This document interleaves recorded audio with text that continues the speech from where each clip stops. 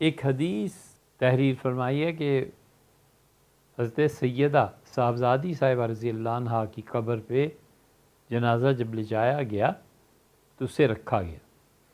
حضرت بزرگ غفاری رضی اللہ عنہ نے زمین کو، قبر کو مخاطب کیا اور کہا کہ قبر تم جانتی ہو آج کون آیا ہے.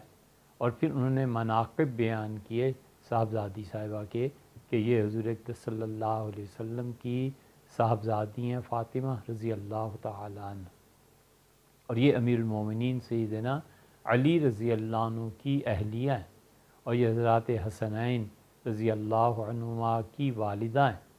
تو ان کا خیال کرنا ہے. اور ان کے عزت اکرام وغیرہ کے سارے جملے انہوں نے دہرائے. تو آگے قبر سے آواز آئی اور قبر نے کہا کہ یہاں پر کوئی حسب و نسب مطلوب نہیں ہے. اگر وہ زندگی میں اچھے اعمال کرتی رہی ہیں تو انہیں اللہ جزائے خیر دے گا، اور اگر انہوں نے کوئی برائی کی ہے تو پھر جو ہمیں حکم دیا گیا ہم وہ کریں گے.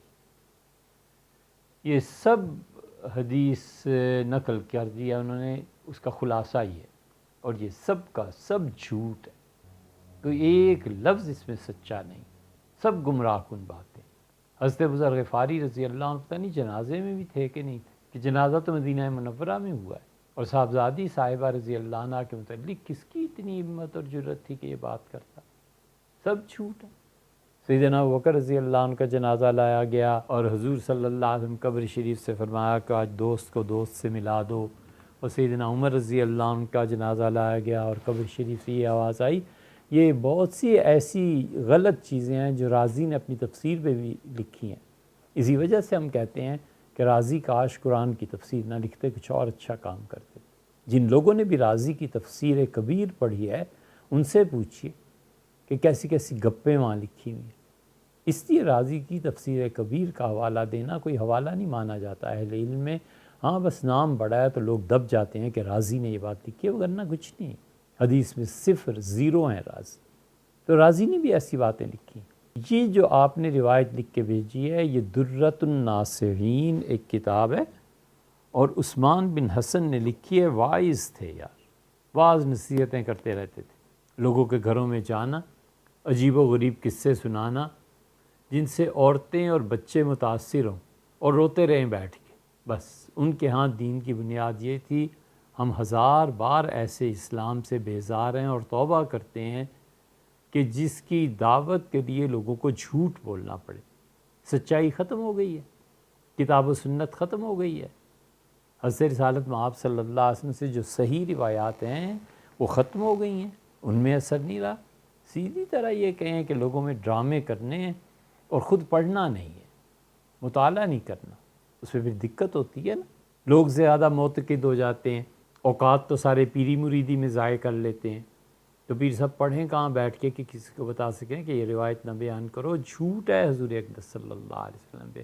اب یہ صراحتاً جھوٹ ہے سیدہ فاطمہ رضی اللہ تعالی عنہ، صاف جھوٹ، کوئی اس کی اصل نہیں. حضرت امام اعظم ابو حنیفہ رحمۃ اللہ علیہ کی والدہ صاحبہ تھیں، اور شاید ضحاک نام تھا، کوفہ میں. تو وہ بہت کمال کا واعظ کرتے تھے. عورتیں جاتی تھیں، روتی رہتی تھیں، بہت حال ایک ان پہ طاری تھا.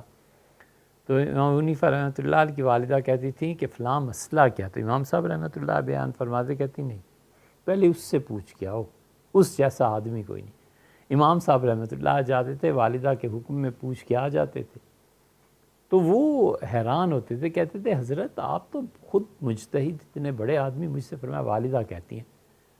تو ایک مرتبہ ایسے ہوا کہ امام صاحب رحمۃ اللہ نے مسئلہ پوچھا والدہ کے کہنے پہ، تو وہ کہنے لگے ضحاک کہ حضرت اس مسئلے کے تو مجھے خود پتہ نہیں. تو میں نے کہا پھر کیا کریں، والدہ تو آپ کا حوالہ دیتی ہیں، تو میں کیسے جا کے کہوں کہ انہوں نے یہ فتویٰ دیا ہے یا یہ کہتے ہیں. تو انہوں نے کہا اچھا ایسے کرو ابو حنیفہ، تم مجھے یہ مسئلہ بیان کر دو، میں پھر لوٹا دیتا ہوں، پھر والدہ کو کہنا کہ میں نے بیان کیا. تو اس لیے یہ قصے ایسے ہی ہوتے ہیں.